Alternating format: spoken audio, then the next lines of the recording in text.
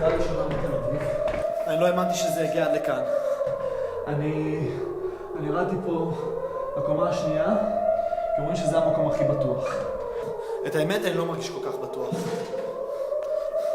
את מאמינה שזה אזעקה? האמת שלא, אבל מה זה מרגש אותי? מרגש? כן, היא לחץ טוב כזה.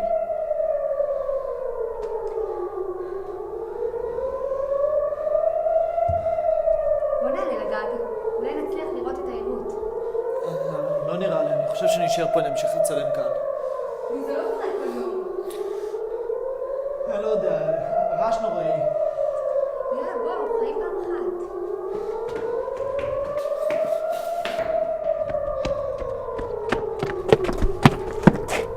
יואו, פנימה תל אביב, זה ארדקור. זה נראה כמו מלחמה.